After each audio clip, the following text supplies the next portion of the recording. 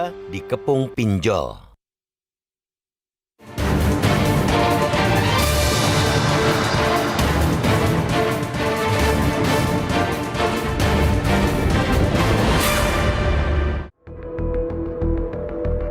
Dampak buruk pinjaman online atau pinjol bagi masyarakat sepertinya sudah dalam tahap yang mengkhawatirkan. Situasi ini bukan hanya menimpa masyarakat kelas pekerja, melainkan juga kaum muda yang mayoritas belum mempunyai pekerjaan yang mapan. Berdasarkan riset yang dilakukan Institute of Development of Economics and Finance atau INDEF, utang yang dimiliki generasi muda Indonesia melalui mekanisme pinjol ternyata lebih besar dibandingkan rata-rata penghasilan yang mereka terima. Riset tersebut mengungkapkan, dengan pendapatan rata-rata pemuda di Indonesia dengan rentang umur 18-34 tahun, hanya 2 juta rupiah per bulan hutang mereka di pinjaman online yang mencapai 2,3 juta sampai 2,5 juta rupiah. Maraknya fenomena besar pasak daripada tiang ini tidak terlepas dari skema yang dipromosikan para penjual layanan pinjol ini. Umumnya, pinjaman ini menjanjikan akses yang begitu mudah dan cepat untuk mendapatkan dana tunai tanpa persyaratan yang sulit dengan calon penggunanya. Dengan situasi tersebut, ditambahnya pola hidup yang cenderung konsumtif, fenomena pinjol di kalangan anak muda ini seperti menemukan tempat berkembang biak. Sayangnya, kaum muda yang belum mempunyai penghasilan tetap ini seringkali tidak lancar dalam melakukan pembayaran kembali. Konsekuensinya, riset INDEF juga mengungkapkan bahwa saat ini muncul tren peningkatan pinjaman perseorangan yang macet dan jumlah outstandingnya di kalangan anak muda.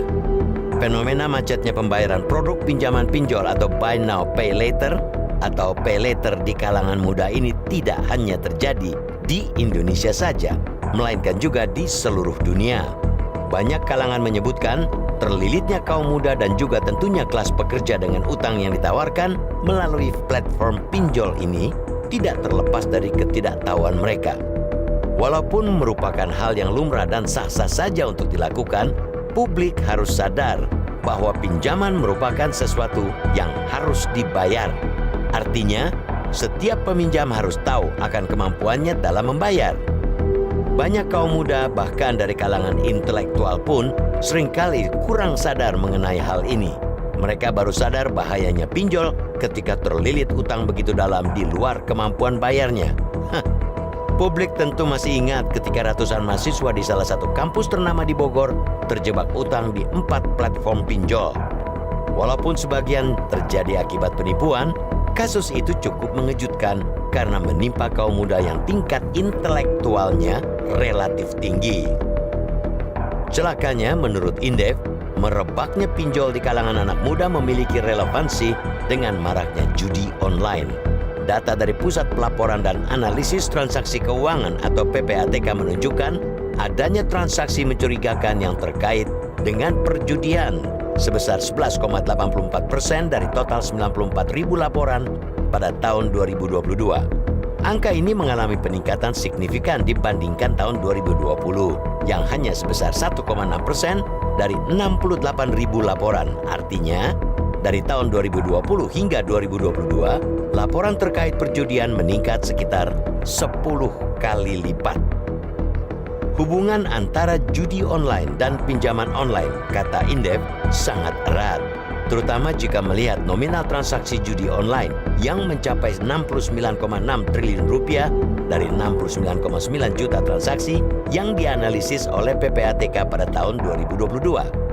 Sementara itu, pertumbuhan pinjol hingga Desember 2022 mencapai 71% dan 18% pada Juli 2023. Selain itu, bukti lain yang mendukung temuan ini adalah adanya tren pencarian yang hampir serupa di mesin pencari Google, yaitu pencarian terkait situs Zeus Slot dengan pinjaman online.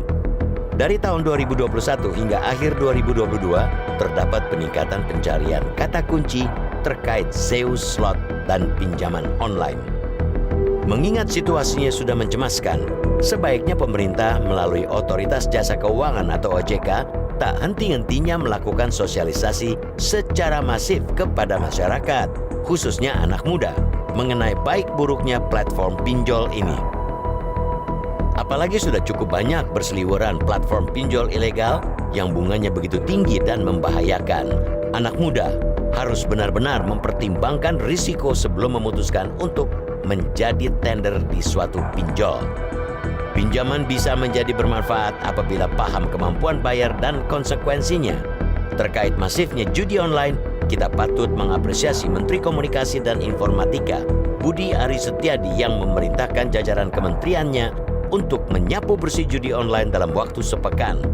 Jika target ini meleset, negara benar-benar dalam keadaan darurat judi online. Sedihnya, negara kalah melawan penyelenggara judi online.